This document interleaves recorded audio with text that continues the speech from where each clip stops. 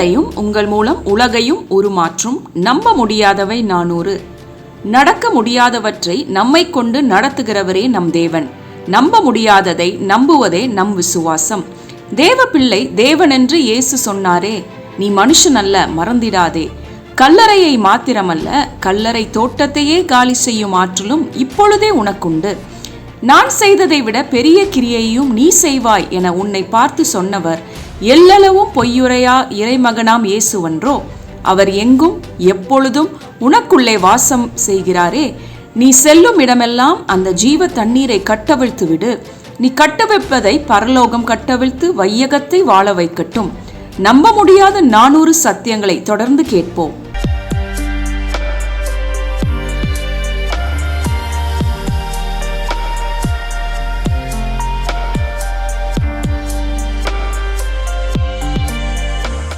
தேவ வசனத்தை பெற்றுக்கொண்டுள்ள தேவர்களே, வாக்கு பண்ணப்பட்டுள்ள அத்தனை நன்மைகளையும் நீங்கள் சுதந்தரித்து கோடா கோடியாய் பெருகுவீர்களாக என்று சொல்லி சர்வ வல்லமையுள்ள இயேசு கிறிஸ்துவின் நாமத்தினால நான் உங்களை ஆசீர்வதிக்கிறேன்.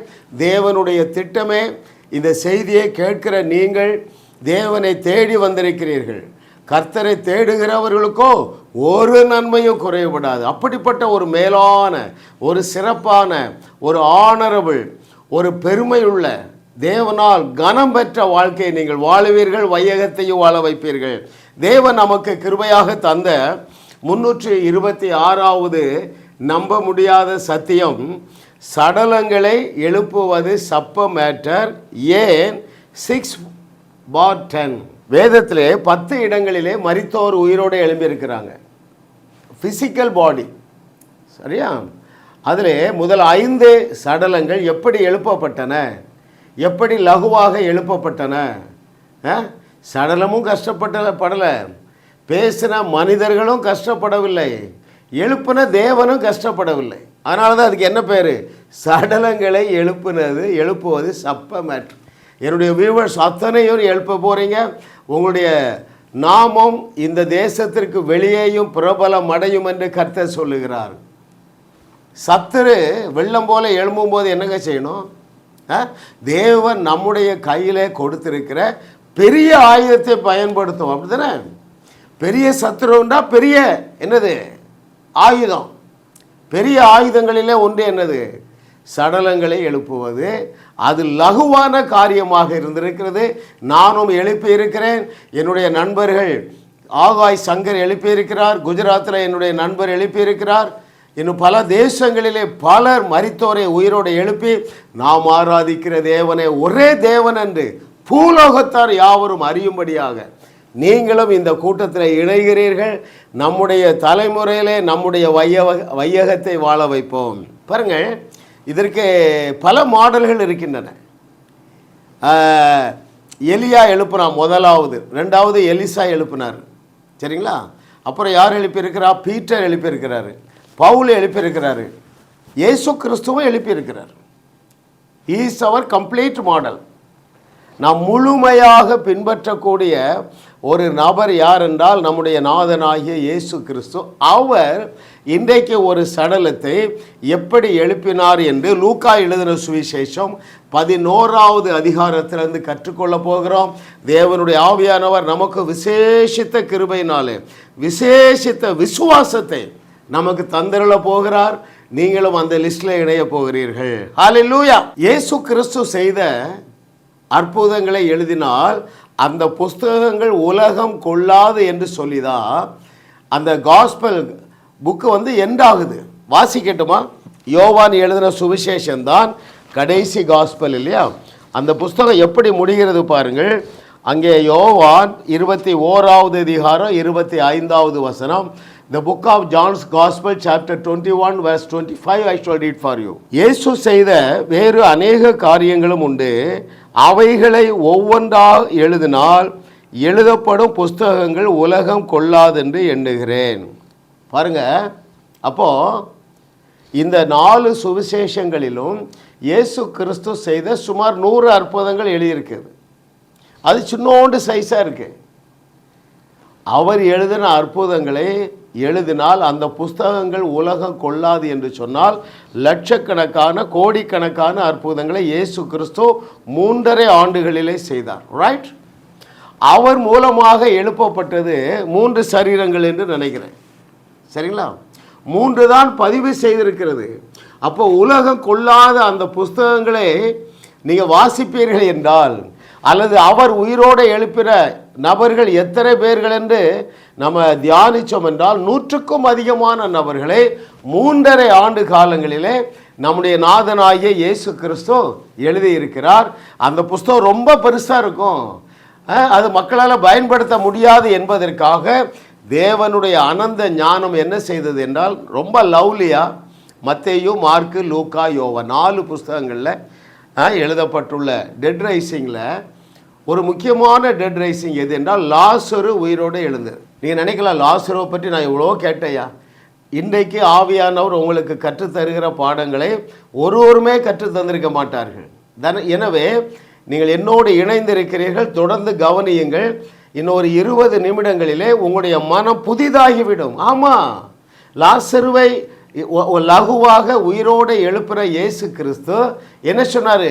நீங்கள் நான் செய்ததை விட பெரிய கிரியைகளை செய்வீர்கள் என்று சொன்னார். அப்போ என்னாலையும் கல்லறையை காலி செய்ய முடியும், கல்லறை தோட்டத்தையும் காலி செய்ய முடியும் என்று உங்களுடைய மனநிலை மாறிவிடும்.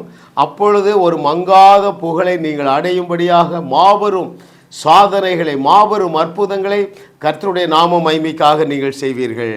இந்த லாசருவை உயிரோடு எழுப்புறதிலிருந்து 12 பாடங்களை ஆவியானவர் நமக்கு கற்றுத்தரப்பவர். ரைட்? கிருப கிருப கிருப பாருங்கள்.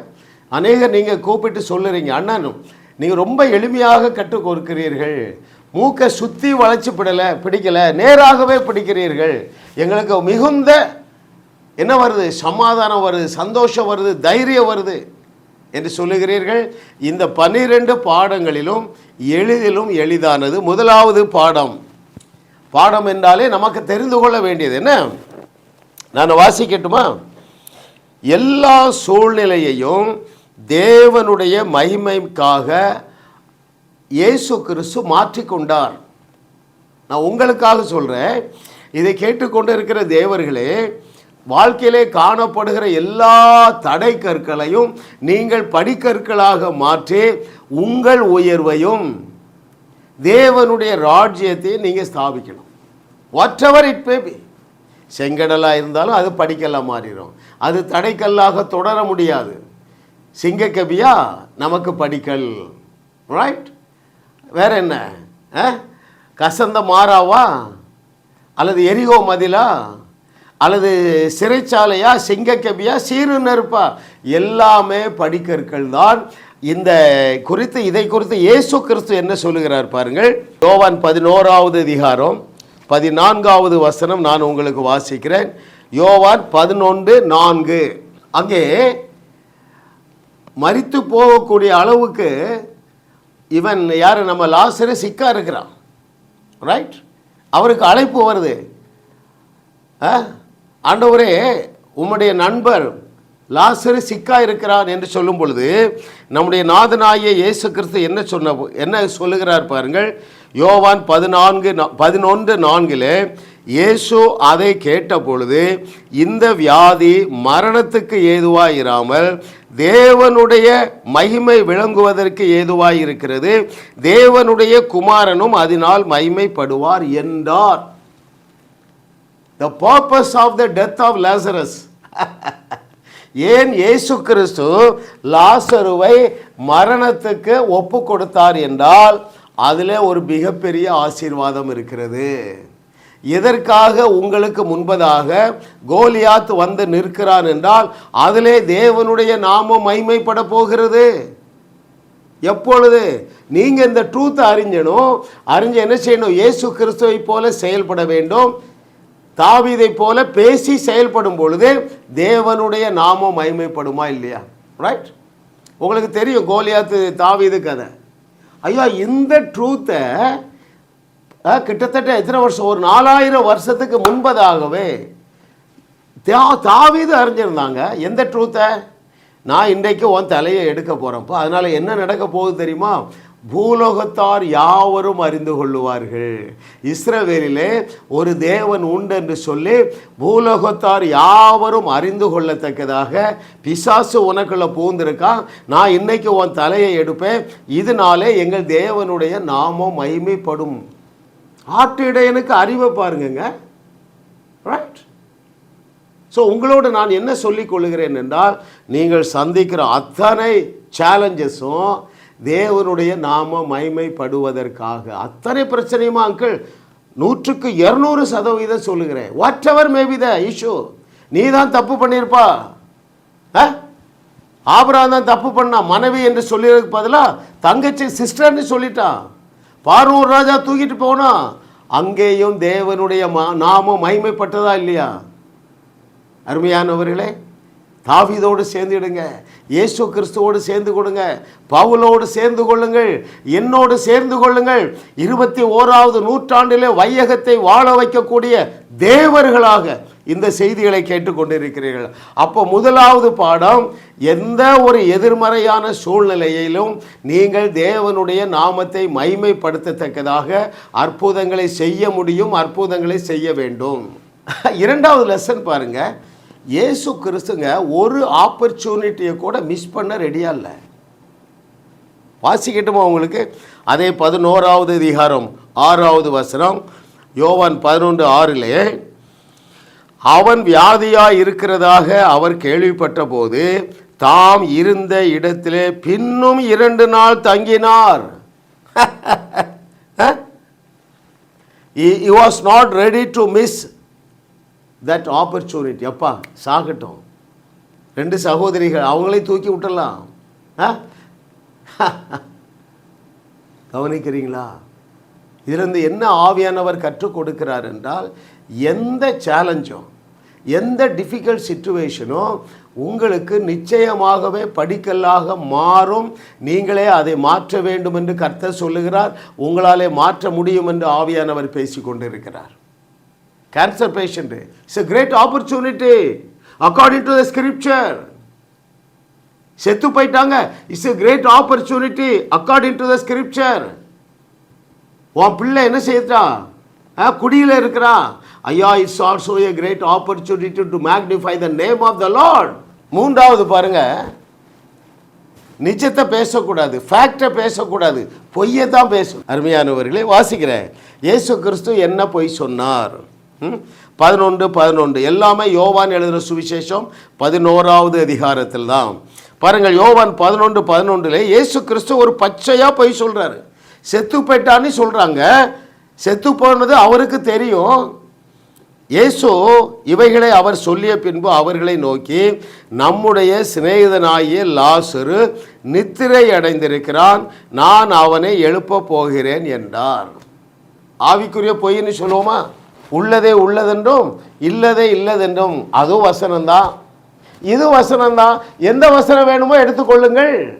ரொம்ப முக்கியமான ட்ரூத்து. பழைய செய்திகளை கேளுங்க. ஐயா, தீமையான வசனங்கள் இருக்கு, நல்ல வசனங்கள் இருக்கு, உனக்கு எந்த வசனம் வேணுமோ எடுத்துக்கொள். ஏனென்றால் மரணத்தையும் தேவன் தான் வைத்தார், ஜீவனையும் தேவன் தான் வைத்தார், ஆசீர்வாதத்தையும் தேவன் தான் வைத்தார், சாபமான வசனத்தையும் தேவன் தான் வைத்தார், ஆசீர்வாதமான வசனத்தையும் ஆவியானவர் பதிவு செய்து வைத்திருக்கிறார். வேண்டியதை எடுத்துக்கொள்ளலாம். அருமையானவர்களே, இங்க பச்சை போய் சொல்றார் பாருங்க. ஹல்லேலூயா. கர்த்தர் நல்லவர் நல்லவர் நல்லவர். அதாவது நீங்கள் தோல்வியை சொல்லாதீங்க, வியாதியை சொல்லாதீங்க, சுகத்தை சொல்லுங்க, வெற்றியை சொல்லுங்கள். அருமையானவர்களே, இன்னொரு 10 நிமிடங்கள் இருக்கிறதுனால நான் வேகமாக முடிக்கிறேன். 4வது இதிலே கற்றுக்கொள்ள வேண்டிய சத்தியம். நம்ம மொத்த தலைப்பு என்ன? நம்ப முடியாத 400 சத்தியங்கள். ரைட். அதில் இன்றைக்கி என்ன சத்தியம் பார்க்குறோம்? சடலங்களை எழுப்புவது சப்ப மேட்டர் ஏன் என்று சொல்லி தியானித்து கொண்டிருக்கிறோம். ஆவியானவர் தாமே நமக்கு உதவி செய்து கொண்டிருக்கிறார். 4வது இதில் அடங்கியிருக்கிற சத்தியம் யோவான் 11:15, நான் அங்கே இராததினால் நீங்கள் விசுவாசம் உள்ளவர்களாய் ஆகிறதற்கு ஏது உண்டென்று உங்கள் நிமித்தம் சந்தோஷப்படுகிறேன். இப்பொழுது அவரிடத்திற்கு போவோம் வாருங்கள் என்றார்.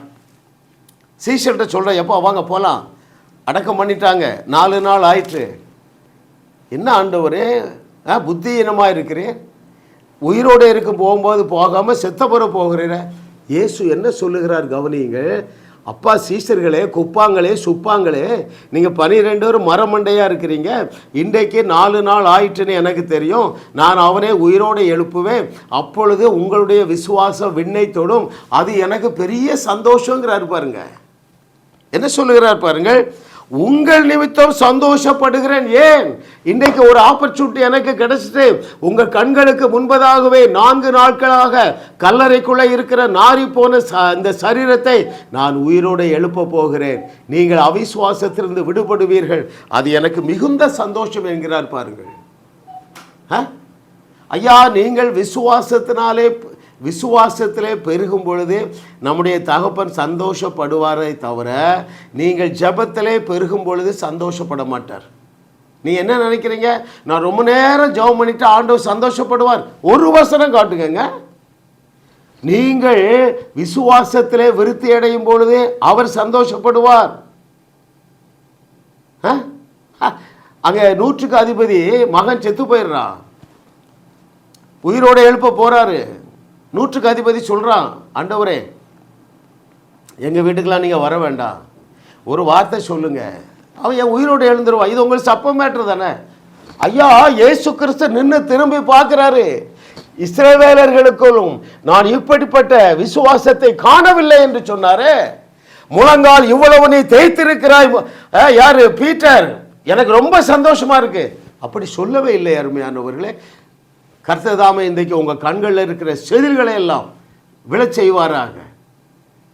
நம்ம செய்தியை கேட்டு 70 வருஷம் ஊழியம் செஞ்ச பாஸ்டர் சொல்கிறார், ஐயா நான் 40 வருஷம் ஊழியம் செய்கிறேன், வருஷம் 40 நாள் உபவாசம் செய்து நானும் சரீரத்தை கெடுத்துட்டேன், சபையாரும் கெட்டுட்டாங்க, ஒரு நன்மையும் கிடைக்கல.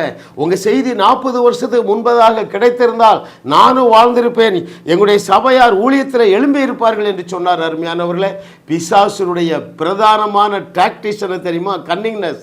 சப்ஸ்டிடியூட் பண்ணிடுவான். ஜீவ மரத்தின் கனிக்கு பதிலாக மரண மரத்தின் கனியை புசிக்க வைப்பான்.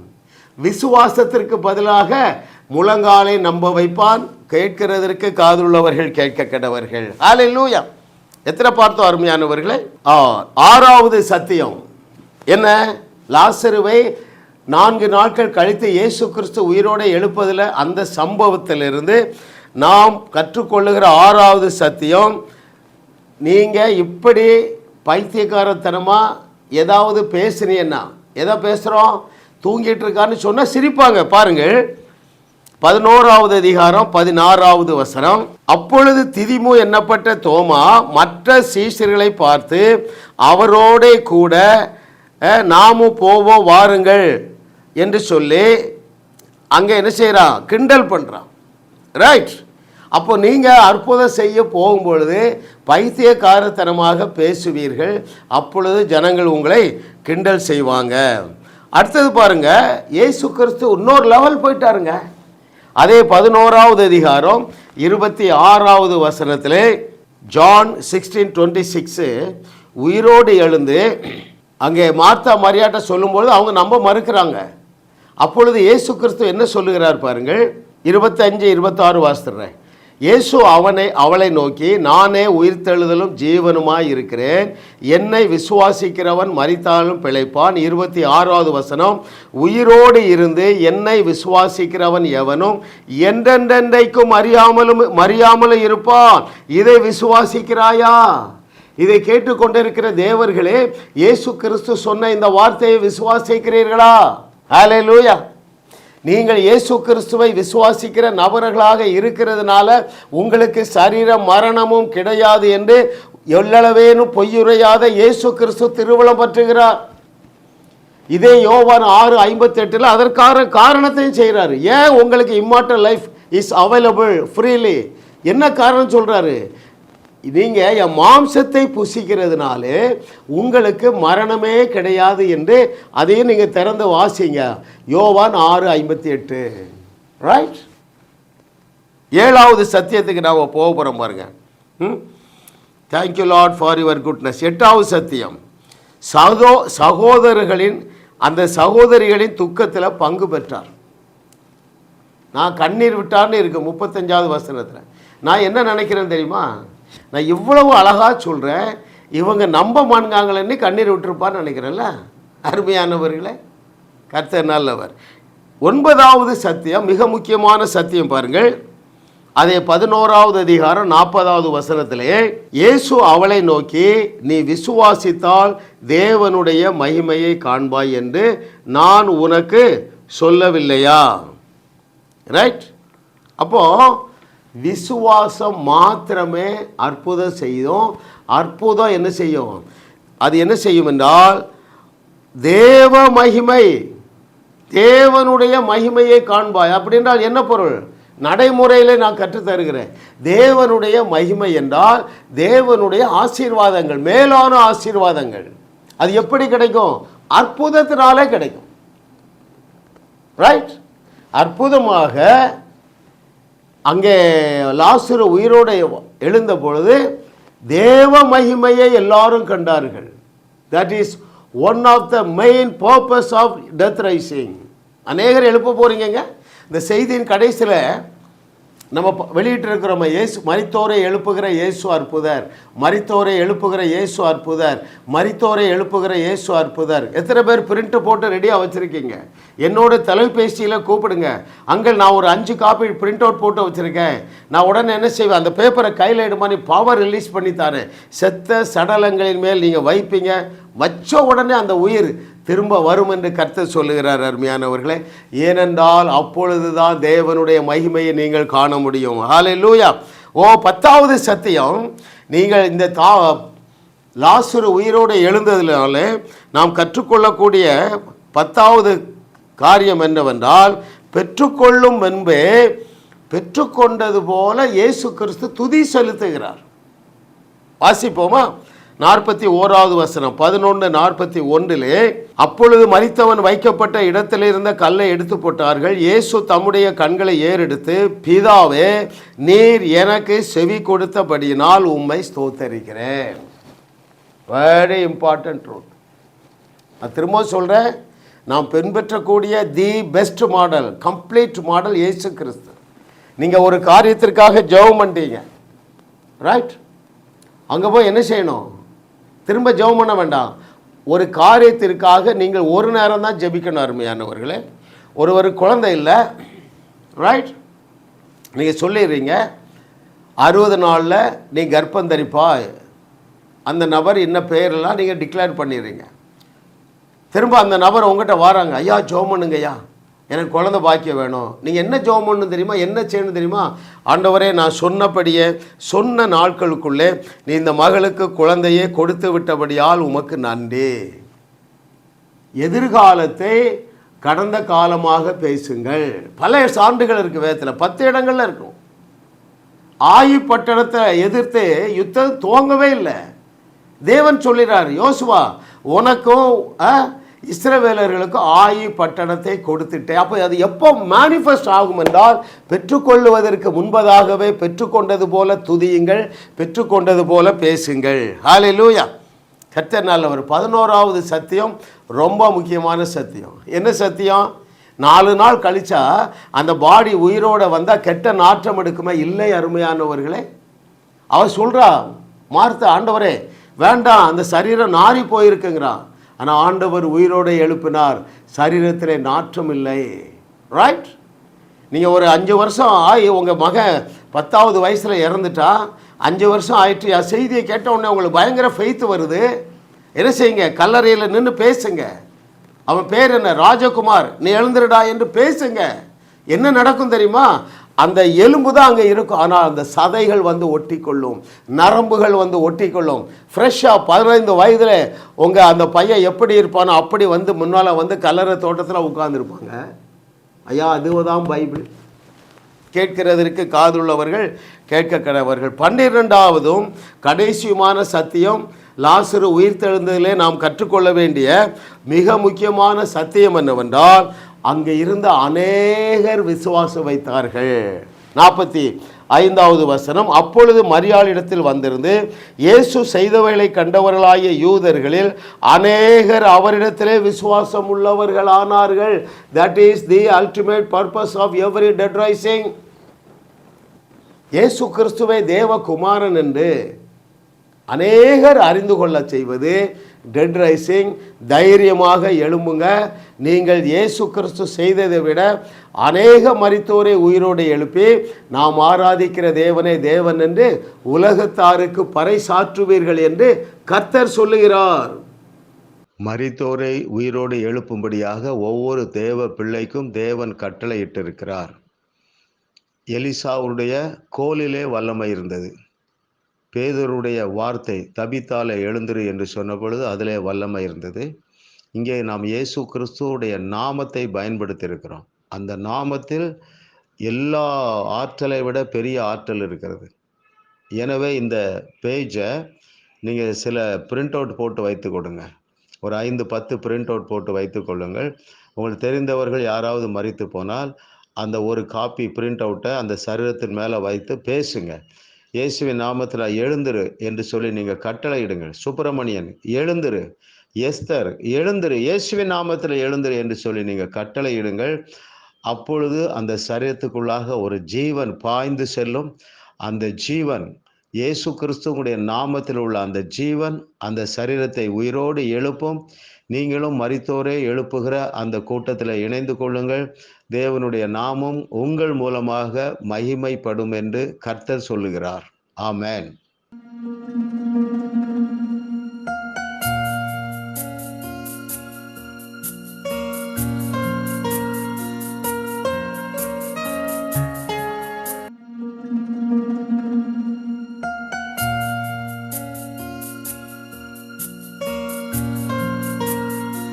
ஜாஸ் மினிஸ்ட்ரீஸ் உங்களையும் வாழ வைத்து உங்கள் மூலம் உலகத்தையும் வாழ வைக்கவே தேவன் எங்களை கிருபையாக அழைத்துள்ளார். Jas Ministries Kings and Queens Assembly வாரந்தோறும் சென்னை முகப்பேரில் நடைபெறும் ஞாயிறு ஆராதனைக்கு அன்புடன் அழைக்கிறோம். சத்தியத்தை சரியாக அறிந்து வெற்றி வாழ்க்கை வாழ்வீர்கள். சென்னையில் உள்ள உங்கள் நண்பர்கள் உறவினர்களையும் 3 மாதங்கள் அனுப்புங்கள்.